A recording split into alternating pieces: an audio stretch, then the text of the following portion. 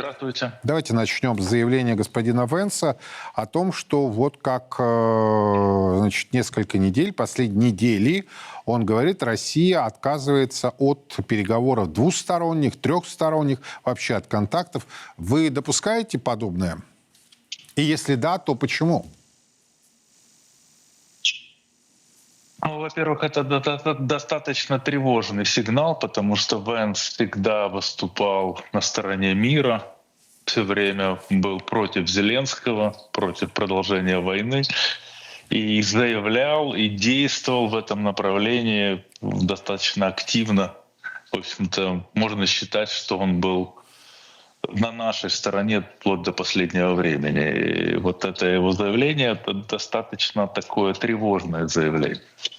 Если он такое заявляет, значит, действительно ситуация не такая простая. Мы с вами говорили и на протяжении достаточно долгого времени, вы мне все время задаете вопрос о том, как продвигаются переговоры, а я говорю о том, что говорил о том, что по информации газеты Reuters руководство российской армии докладывает нашему президенту, это с их точки зрения, они так считают, у них какие-то утечки о том, что в ближайшее время ожидается перелом на фронте, и это определяет позицию российской стороны на переговорах. Я не знаю, так или это не так, но такая точка зрения существует. А вы знаете, вот сегодня господину Пескову никто из кремлевского пула не задал этот вопрос, поэтому мы с вами можем помоделировать ситуацию. Олег, вы все-таки допускаете, что Москва отказывается встречаться и разговаривать? Ну, мы слышим официальные заявления с российской стороны о том, что российская сторона готова к переговорам, и Песков об этом говорил. Но не сегодня. И наш президент многократно до этого это говорил. И нет никаких причин не доверять нашим первым лицам. Если они так говорят, то, конечно же, доверять стоит нашей стороне, а не западной. Хорошо, тогда почему заявление вице-президента США никто по сию минуту не прокомментировал? Но мы слышим заявление Пескова. Кстати, к нему очень много вопросов. Знаете, в сети после вот вы поставили запись его заявления. Получается, что основные вопросы у Дмитрия Пескова, если буквально слушать то, что он сказал, это о том, что кто будет направлять эти ракеты «Томагавк». Если это американская сторона, то это как бы катастрофа, и будет каким-то образом принята реакция со стороны России. А если украинская, то, мол, как бы и нет вопросов. Главный вопрос с точки зрения, вот, если буквально брать то, что сказал Дмитрий Песков, надо разобраться, кто будет управлять этими ракетами. И дальше он продолжает о том, что какая разница, все равно это не изменит ситуацию на фронте. Но и многие в сети говорят, ну как это так? Они что, вот мы уже смирились, что они будут по нам томагавками лупить. Да, то есть складывается такое впечатление, что решение известно о том, что решение принято. Да, да. Я думаю, что это неправильное чтение. Я думаю, что Дмитрий Песков был в просто сложной ситуации. Мы столько раз грозились, обещали все на свете, там, громы, молнии, если там проводили красные линии. И он постарался в этом своем ответе, вот эти красные линии и какие-то там угрозы, в общем-то, не повторять в сторону американских наших вот таких своеобразных партнеров по переговорам.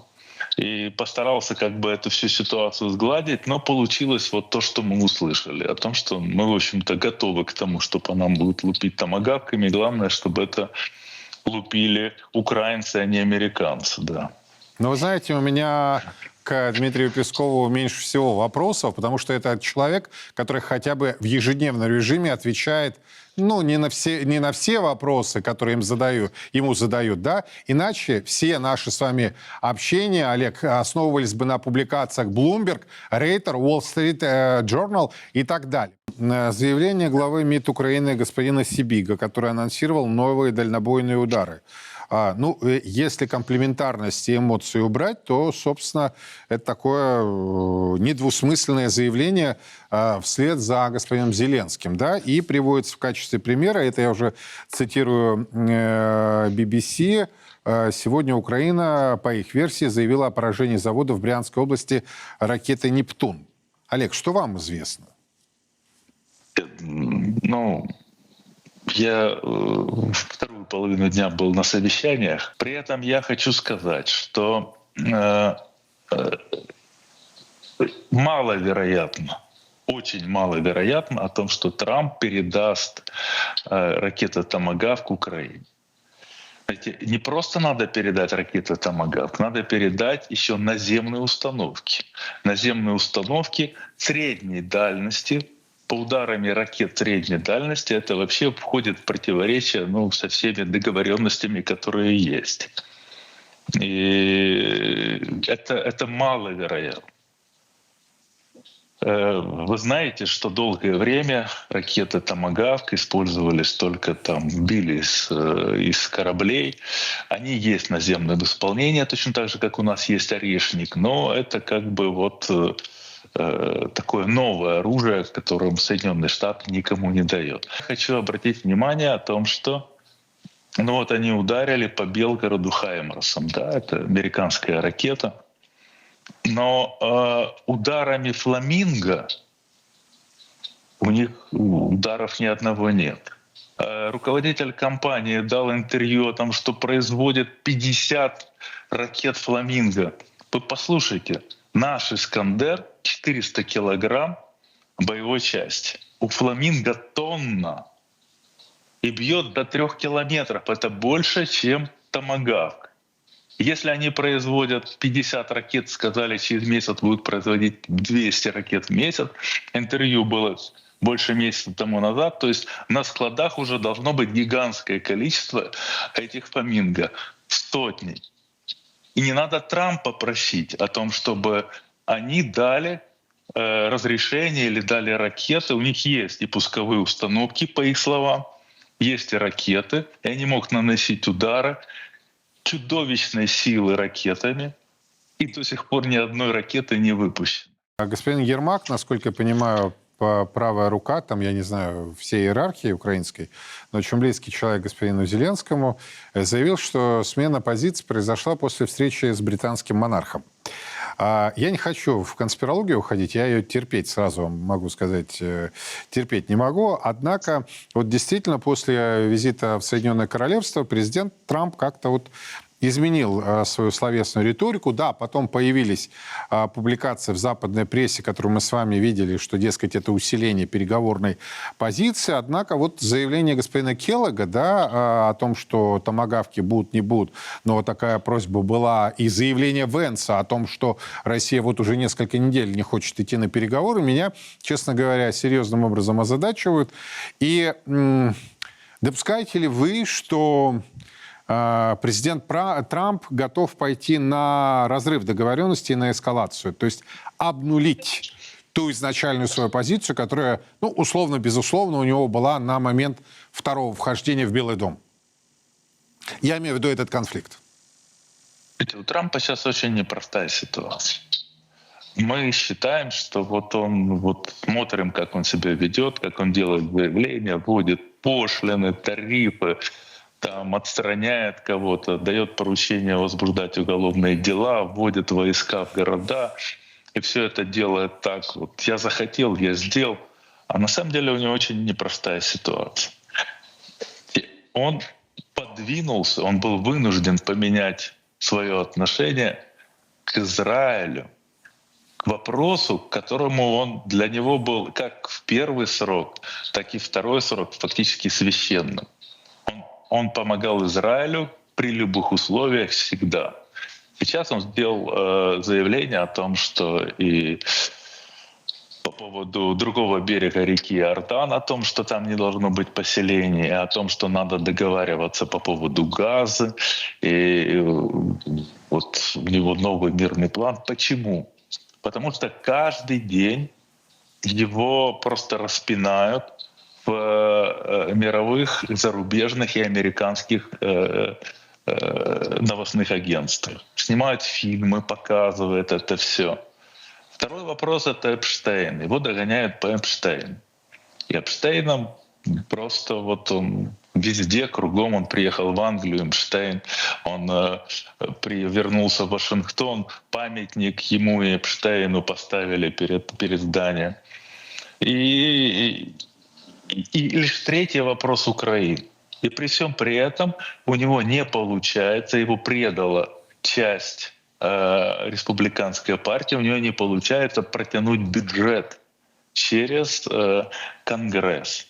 И резолюцию, продляющую резолюцию о том, что можно тратить 1/12 от бюджета прошлого года, у него не получилось проголосовать, потому что часть конгрессменов, его конгрессменов, республиканцев, его предала и вместе с демократами проголосовали против него. Но, тем не менее, я думаю, что шатдауна не будет, и они, как это часто уже было в американской истории, договорятся. Ну, это что значит договорятся? Договорятся — это значит, ему надо будет сесть и договариваться. И больше всего я практически уверен, что ему поставят условия продолжения финансирования Украины. Исходя из этой ситуации, ему приходится лавировать. Он не может напрямую, ему выгодно, и Соединенным Штатам выгодно как стране, и ему как президенту, и ему как бизнесмену, его окружению выгодно сотрудничать с Российской Федерацией. Но он не может себе этого позволить. Или выгодна война в Европе. Олег, подождите, или выгодна война в Европе? Они в первую войну великую заработали, и во вторую заработали. Кто сказал, что сейчас не повторится ситуация? Вы знаете, я сейчас дочитываю первый том очень фундаментальной работы про Сталина. Огромный трехтомник, вышел. АФК-система выпустила, господин Евтушенков. И вот там, если год поменять, а прошло 100 лет почти, с тех событий, то же самое все. Финляндия, Эстония, Латвия, Польша, за исключением Литвы, потому что, вы знаете, тогда Москва на польском вопросе в Литве очень серьезно играла. На антипольских, скажем так, настроениях в Литовской Республике. Все то же самое. Вообще то же самое один к одному. Фамилии меняешь, года меняешь, суть остается. Британия главный злодей, значит, вот он фронт, который может быть открыт, теперь добавилась Украина. Юрий, но я хочу напомнить, что если мы вспоминаем историю, то все началось в Финляндии. И существует такая точка зрения, причем чем дальше, тем больше я с ней согласен, о том, что Сталин мог бы, и Советский Союз, безусловно, мог бы додавить Финляндию. Но если вспомнить настроения, которые были в Соединенных Штатах, то только 1% американцев поддерживал Советский Союз. 99% категорически были на стороне Финляндии. И война против Финляндии не позволяла Соединенным Штатам выстраивать отношения с Советским Союзом, а им надо было договариваться с тем, чтобы потом выстраивать союз против Германии. И Сталин тогда был вынужден оставить Финляндию. Да, потом они нам доставили при блокаде Ленинграда много неприятностей и выступали на стороне немцев и не соблюдали договоренности. Но с политической точки зрения получается аналогия. Точно так же сейчас значительное количество избирателей Соединенных Штатов, конечно же, не в такой степени, как тогда было с Финляндией, они поддерживают Украину, и Трамп вынужден к этому прислушиваться. Я понимаю. Но вы не ответили на мой вопрос. Он готов на разрыв отношений и на виток эскалации? Я считаю, что сейчас Трамп каким-то образом решит вопрос с бюджетом. В зависимости от того, каким образом он решит вопрос с бюджетом, либо они ему выкрутят руки до конца и превратят его в номинальную фигуру. Что маловероятно. Все-таки он тоже боец. Он боец. Он боец, но такой вариант существует. И превратят его немножко в Байдена. Скажут: слушай, Трамп, ну побудь немножко Байденом. Ну что тебе, выдели 30-50 миллиардов долларов на Украину по сравнению с американским бюджетом, это вообще копейки. И мы тебя все поддержим, все проголосуем, и мигрантов, и социальные расходы, какие ты хочешь, и стену, и все, что на свете. А выдели. Вот если он это пойдет, это будет одна ситуация. Другое дело, он выдержит каким-то образом.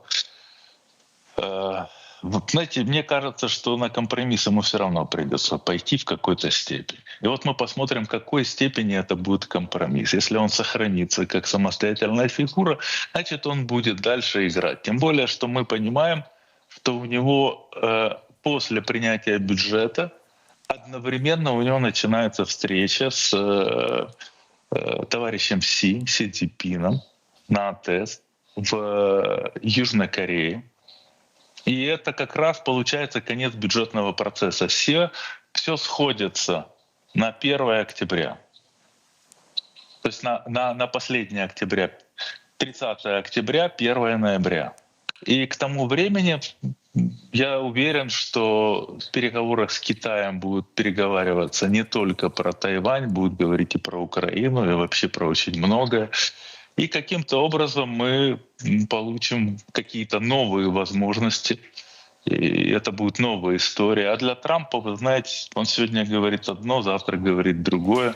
Но из этого я делаю вывод, что война в 2026 году продолжится. Да, скорее всего, да. Олег Царев. Мы будем смотреть. Да, мы будем смотреть до весны или до более долгого периода. Еще более долгого периода. Олег Царев и его оценочное суждение о тех многочисленных заявлениях и решениях, которые звучат и которые, возможно, будут приняты в обозримой перспективе. Но вот, на мой взгляд, анализируя все это происходящее, можно, знаете, сделать следующий вывод. Это мое частное, личное мнение. Вот Китай и страны Персидского залива, они сейчас занимаются развитием, своим развитием. Другие с ума сходят, особенно Европа. Россия – это неотъемлемая часть Европы.